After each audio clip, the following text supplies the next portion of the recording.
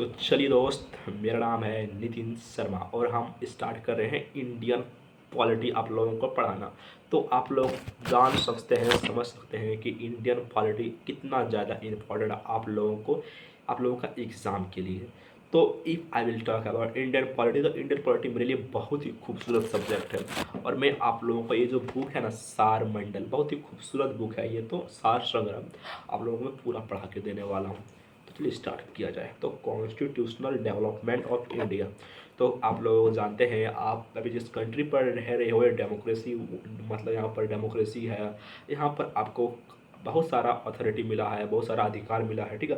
तो सबसे पहले हम बात करते हैं रेगुलेटिंग एक्ट। ये क्या होता है रेगुलेटिंग एक्ट? 1773 द्वारा जो है हमारा स्वच्छ न्यायालय की स्थापना हुई, यानी कि स्वच्छ न्यायालय की स्थापना हुई 1773 में रेगुलेटिंग एक्ट के द्वारा। ओके, तो भारतीयों को भारत के सॉरी भारतीयों को भारत के प्रशासन में भाग लेने का अधिकार किस अधिनियम से प्राप्त हुआ? तो याद रखना, चार्टर एक्ट 1833 के द्वारा। भारतीय विधान परिषद को बजट पर बहस करने की शक्ति किस अधिनियम पर प्राप्त हुई? भारत परिषद अधिनियम 1892। याद रखना, केंद्रीय विधानमंडल सर्वप्रथम किस अधिनियम के द्वारा बाइकैमरल बनाया गया? तो 1919 के भारत शासन अधिनियम के द्वारा। याद रखना, ठीक है। फिर बोलते हैं, भारत के राष्ट्रपति को ऑर्डिनेंस निर्गत करने की शक्ति मूलतः किस अधिनियम से प्रेरित है? तो भारत शासन अधिनियम 1935 से। इसको भी याद रखना। ओके, तो अरे साला बाल टूट रहा है मेरा। तो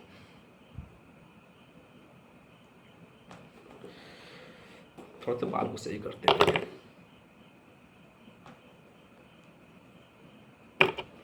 हाँ, उसके बाद करते हैं हम भारत का क्या बोलते हैं, संविधान। सॉरी सॉरी सॉरी, भारत का भारत का संवैधानिक विकास। तो ईस्ट इंडिया कंपनी ने क्या क्या लाया? सबसे पहले regulating act 1773, Pitt's India act 1784, charter act 1793, charter act 1813, charter act 1833, charter act 1853। British crown के अंतर्गत भारत शासन अधिनियम 1858, भारत परिषद अधिनियम 1861, भारत परिषद अधिनियम 1892, भारत परिषद अधिनियम 1909, भारत शासन अधिनियम 1919, भारत शासन अधिनियम 1935, भारत स्वतंत्रता अधिनियम 1947। ओके, केंद्र में डायरची सिस्टम किस अधिनियम के द्वारा लागू किया गया? तो था भारत शासन अधिनियम 1919।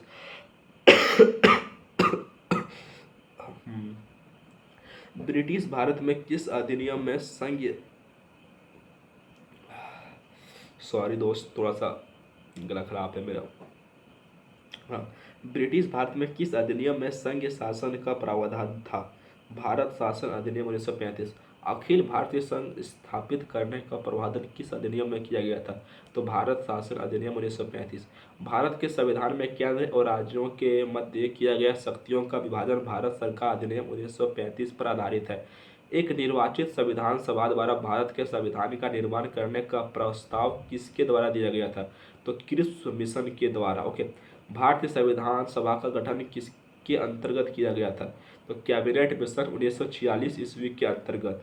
ओके, कैबिनेट मिशन द्वारा प्रस्तुत योजना के अनुसार संविधान सभा में प्रांतों की प्रतिनिधियों का निर्वाचन किस अनुपात में था? तो 10 लाख की जनसंख्या पर एक सदस्य।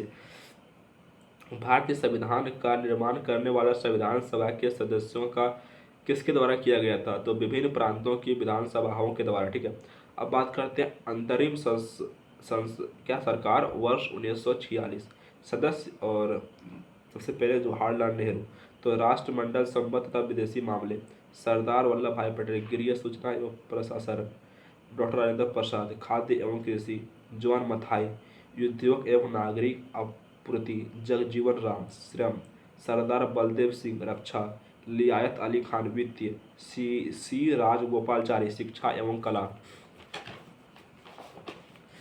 उसके बाद बात करते हैं भारत की संविधान सभा की जो पहली बैठक थी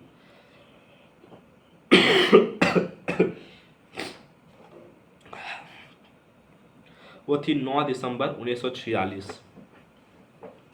भारतीय संविधान का जो प्रथम ड्राफ्ट था वो सी बी राव द्वारा तैयार किया गया था। संविधान सभा का जो परमानेंट चेयरमैन था डॉक्टर राजेंद्र प्रसाद था। संविधान सभा में पंडित जवाहरलाल नेहरू द्वारा उद्देश्य प्रस्ताव का पारित किया गया था 13 दिसंबर 1946 में। नेहरू द्वारा प्रस्तुत उद्देश्य प्रस्ताव संविधान सभा में कब स्वीकृत किया गया था? 22 जनवरी 1947। भारतीय संविधान के निर्माण काल में संविधान सभा के कुल कितने अधिवेशन हुए थे? 11। भारतीय संविधान के निर्माण में संविधान सभा को कितना समय लगा? 2 वर्ष 11 माह 18 दिन। भारतीय संविधान सभा का सार्वजनिक सलाहकार कौन था? Sir BN. राव। भारत का संविधान सभा में वर्तमान रूप में राष्ट्रीय ध्वज को कब अपनाया गया? 22 जुलाई 1947 को। संविधान सभा की प्रथम बैठक की जो थी उसकी अध्यक्षता किसके पास थी? डॉक्टर सच्चिदानंद सिन्हा के पास। भारत का जो संविधान कब स्वीकृत किया गया था? 26 नवंबर 1949। भारतीय संविधान पूर्णतः कब लागू हुआ था? 26 जनवरी 1950। ओके। कॉन्स्टिट्यूट असेंबली 9 दिसंबर 1946। ओके 9 दिसंबर 1946 को संविधान सभा की प्रथम बैठक हुई जिसमें डॉक्टर सच्चिदानंद सिन्हा को अस्थायी अध्यक्ष था। 11 दिसंबर 1946 को डॉक्टर राजेंद्र प्रसाद को स्थायी अध्यक्ष चुना गया। संविधान निर्माण का प्रारंभ 13 दिसंबर 1946 को पंडित जवाहरलाल नेहरू द्वारा ऑब्जेक्टिव रिजोल्यूशन से प्राप्त हुआ। 22 जनवरी 1947 को सर्वसम्मति से स्वीकार कर लिया गया। 26 नवंबर 1949 को भारतीय संविधान एडॉप्ट किया गया जबकि 26 जनवरी 1950 को उसे पूर्ण एग्जीक्यूट किया गया। ओके, आप लोगों में एक ब्रीफ बातें बताता हूँ कि सबसे पहले 9 दिसंबर 1946 में सच्चिदानंद सिन्हा जो थे वो थे टेम्प्रेरी प्रेसिडेंट बने। उसके 2 दिन के बाद 13 दिसंबर 1946 को 2 दिन के बाद 11 दिसंबर 1946 को आए हमारे डॉक्टर राजेंद्र प्रसाद जिसको परमानेंट प्रेसिडेंट बनाया। उसके फिर 2 दिन के बाद 13 दिसंबर 1946 में आया डॉक्टर पंडित जवाहरलाल नेहरू जिसने ऑब्जेक्टिव रिजोल्यूशन का नाम दिया जिसमें से था सेक्युलर, था डेमोक्रेटिक, था आपका था पूर्ण स्वराज था, क्या क्या था पता नहीं। उसके साथ साथ उसने ऑब्जेक्टिव रिजोल्यूशन का मांग किया। उसके बाद आप लोगों का 22 जनवरी 1947 को जो ऑब्जेक्टिव रिजोल्यूशन था उसको बोला चल बेटे तेरे को पास कर दिया। उसके बाद आप लोगों का आता है 26 नवंबर 1949 जिसमें से संविधान को जो है वो एडॉप्ट कर लिया जाता है। लेकिन उसके 26 जनवरी 1950 को संविधान को पूरे राष्ट्र में एग्जीक्यूट कर दिया जाता है, इम्प्लीमेंट कर दिया जाता है। ये था हमारा संविधान, खत्म, जाओ घर। अब बात करते हैं 26 नवंबर 1949 को भारतीय संविधान किसके द्वारा जो था अधिनियमित किया गया था? तो संविधान सभा के द्वारा।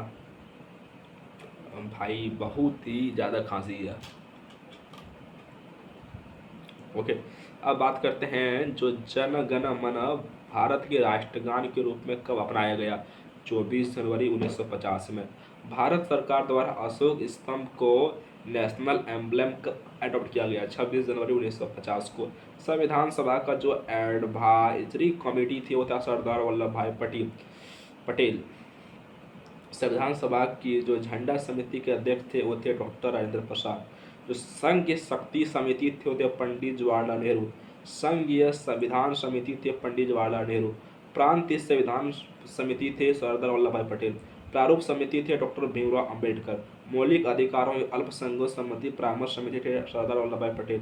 प्रक्रिया नियम समिति थे डॉक्टर राजेंद्र प्रसाद। राज्यों के लिए समिति थी पंडित जवाहरलाल नेहरू। संचालन समिति थी डॉक्टर राजेंद्र प्रसाद। संविधान सभा के कार्यों से संबंधित समिति के अध्यक्ष कौन थे? जी.बी. मावलंकर। डॉक्टर भीमराव अंबेडकर की अध्यक्षता में संविधान सभा की प्रारूप समिति के 6 अन्य सदस्य थे। एन. गोपाल स्वामी अय्यर, डॉक्टर के.एम. मुंशी, बी.एल. मित्रा। इनमें से इनके स्थान पर एन. माधव राव, अल्लादी कृष्णा स्वामी अय्यर, सैयद ओ अमसदुल्ला, डी.पी. खेतान। बाद में इसके स्थान पर टी.टी. कृष्णाचार्य भी आए थे। संविधान सभा ने डॉक्टर भीमराव अंबेडकर की अध्यक्षता में प्रारूप समिति का गठन कब किया था? 29 अगस्त 1947। डॉक्टर भीमराव अंबेडकर का संविधान सभा में निर्वाचन किस प्रेसिडेंसी से हुआ? बम्बई प्रेसिडेंटी 1947 से लेकर 1950, पहले बंगाल प्रेसिडेंटी से 1946 से लेकर 1947। ओके, ये था आप लोगों का कॉन्स्टिट्यूशनल डेवलपमेंट ऑफ इंडिया। अब बात करते हैं various provisions of the constitution and their sources. तो सबसे पहले बात करते हैं हम फंडामेंटल ड्यूटीज़ के बारे में। तो फंडामेंटल ड्यूटीज़ कहाँ से लिया गया है? तो फंडामेंटल ड्यूटीज़ लिया गया है हमारे रूस के संविधान से। Directive principle of state policy कहाँ से लिया गया है? आयरलैंड से। Principle of liberty principle of liberty, statue of liberty कहाँ से लिया गया था? फ्रांस से। याद हो गया ना? इक्वलिटी एंड फ्रेटर्निटी फ्रांस से। ओके, अब जुडिशियल रिव्यू कहाँ से लिया गया था? यूएसए से। भारतीय संविधान एक विशेष संविधान सभा भारतीय संविधान एक विशेष संविधान सभा द्वारा निर्मित एवं लिखित संविधान है। इस दृष्टिकोण से भारतीय संविधान अमेरिकी संविधान के समतुल्य है। ठीक है ना? अब बात करते हैं कॉन्स्टिट्यूशनल अमेंडमेंट कहाँ से लिया गया था? तो साउथ अफ्रीका से। इमरजेंसी प्रोविज़न कहाँ से लिया गया था? जर्मनी से। जो फेडरल सिस्टम है उसको कहाँ से लिया गया था? कनाडा से। ठीक है ना? कॉन्क्रीट लिस्ट कहाँ से लिया गया था? ऑस्ट्रेलिया से। ओके, फिर बात करते हैं प्रोसेस इस्टेब्लिशमेंट बाय लॉ कहाँ से लिया गया था? जापान के संविधान से। ओके, भारतीय संविधान सभा की प्रस्तावना में सामाजिक, आर्थिक एवं राजनीतिक न्याय का आदर्श का प्रतिपादन रूस से लिया गया था। ओके, अब पार्लियामेंट्री जो प्रिविलेज है वो ब्रिटेन से लिया गया था, और जो फंडामेंटल राइट्स है वो लिया गया था हमारा यहाँ से, यूएसए से। विभिन्न देशों के संविधान से लिए गए प्रावधान, ओ माय गॉड, यहाँ तो बहुत कुछ लिया गया है दोस्त। जैसे कि यूनाइटेड स्टेट्स से लिया गया है प्रस्तावना के शब्द, हम भारत के लोग, यूएसए से ही लिया गया है। हम लोग हिस्ट्री से ही क्या बोले, कॉन्स्टिट्यूशन भी है तो यूएसए का। आपका जो मूल अधिकार है स्वतंत्र न्यायपालिका है, न्याय पुनरावलोकन प्रणाली है, स्वच्छ न्यायालय या उच्च न्यायालय के न्यायाधीशों को पद से हटाए जाने की प्रक्रिया, राष्ट्रपति पर महाभियोग, जनहित याचिका, उपराष्ट्रपति का पद, अथोचित विधि प्रक्रिया। ब्रिटेन से क्या क्या लिया गया है? ब्रिटेन से लिया गया है आपका विधि का शासन, संसदीय शासन प्रणाली, एकल नागरिकता, द्विसंसदीय अवस्था, विधि प्रधान निर्माण प्रक्रिया, सर्वाधिक मत के आधार पर चुनाव जीत का निर्णय, विधायिका में अध्यक्ष पद की भूमिका, संसदीय विशेषाधिकार। साउथ अफ्रीका से संविधान संशोधन की प्रक्रिया, राज्यसभा के सदस्यों का निर्वाचन। कनाडा से सशक्त केंद्र के साथ संघीय अवस्था, शक्तियों का वितरण तथा अवशिष्ट शक्तियों का केंद्र पर निहित होना। केंद्र द्वारा राज्य में राज्यपाल की नियुक्ति, उच्चतम न्यायालय का परामर्श, न्याय निर्णय, संज्ञात्मक विशेषताएं। ऑस्ट्रेलिया से क्या क्या लिया गया है? ऑस्ट्रेलिया से आपका हो गया समृद्धि सूची, व्यापार, वाणिज्य एवं समागम की स्वतंत्र समृद्धि प्रबंधन, संसद के दोनों सदनों की नियुक्ति एवं बैठक, प्रस्तावना की भाषा। आयरलैंड से क्या क्या लिया गया है? तो आयरलैंड से लिया गया है राज्य के नीति निदेशक तत्व, राष्ट्रपति के निर्वाचन पद्धति, राज्यसभा में सदस्यों का नामांकन। फ्रांस से लिया गया है गणनात्मक अवस्था, स्वतंत्रता, समानता एवं बंधुत्व का सिद्धांत। रसिया से क्या क्या लिया गया है? मूल कर्तव्य, प्रस्तावना में सामाजिक, आर्थिक एवं राजनीतिक न्याय का आदर्श। जर्मनी से क्या क्या लिया गया है? आपातकाल के समय मूल अधिकारों का स्थगन। जापान से लिया गया है विधि द्वारा स्थापित प्रक्रिया। कुछ समझ में नहीं आया होगा, मैं समझ रहा हूँ आप लोगों का बात, मेरे को भी कुछ समझ में नहीं आ रहा है दोस्त, क्या करें बोलो, लेकिन धीरे धीरे सब समझ में आएगा, बस बने रहिए। Parts of the Indian constitution, the union and स्टेटरी 1 से लेकर 4 तक, सिटीजनशिप 5 से लेकर 11 तक, फंडामेंटल राइट्स 12 से लेकर 35 तक, directive principle of state policy 36 से लेकर 51 तक, फंडामेंटल डिवीजन 51, द यूनियन 52 से लेकर 151, द स्टेट्स 152 से लेकर 237। फिर बात करते हैं पहली अनुसूची के भाग ख के राज्य संविधान, 7वें संविधान संशोधन अधिनियम 1956 के द्वारा 238।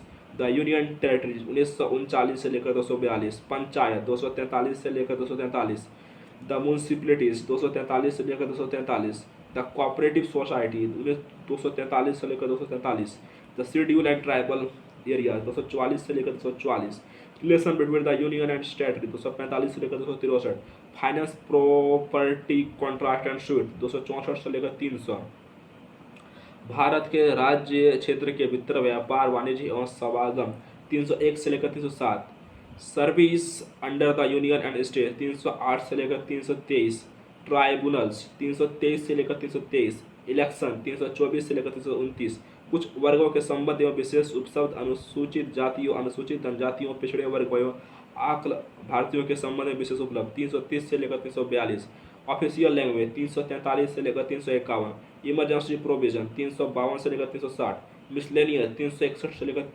367, अमेंडमेंट ऑफ द कॉन्स्टिट्यूशन 368, अस्थायी संकलनकालीन और विशेष उपबंध 369 से लेकर 392, संक्षिप्त नाम प्रारंभ हिंदी में पार्थीकृत पाठ और निरसन 393 से लेकर 395।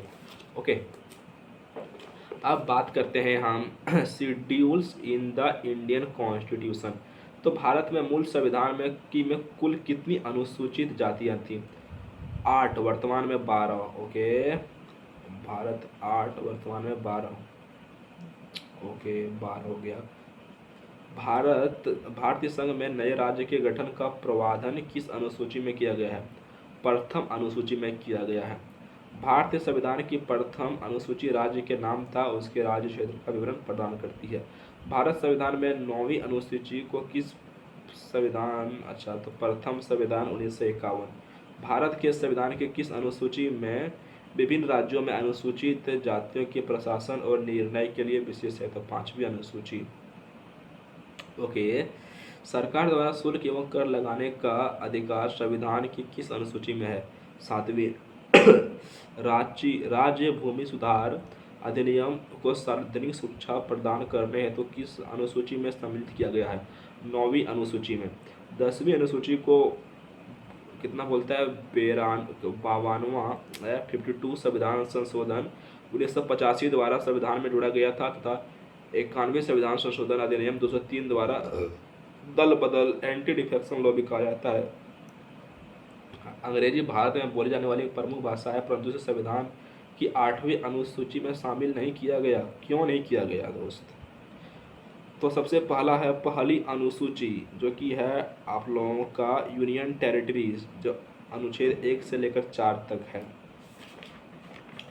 दूसरा है राष्ट्रपति, राज्यपाल, लोकसभा, राज्य विधानसभा के अध्यक्ष, उपाध्यक्ष, राज्यसभा, राज्य विधान परिषदों के सभापति, उपसभापति, स्वच्छ न्यायालय, उच्च न्यायालय के न्यायाधीश, भारत का नियंत्रण एवं महालेखा परीक्षक पदाधिकारी के वेतन, भत्तों और पेंशन आदि से जुड़े पद।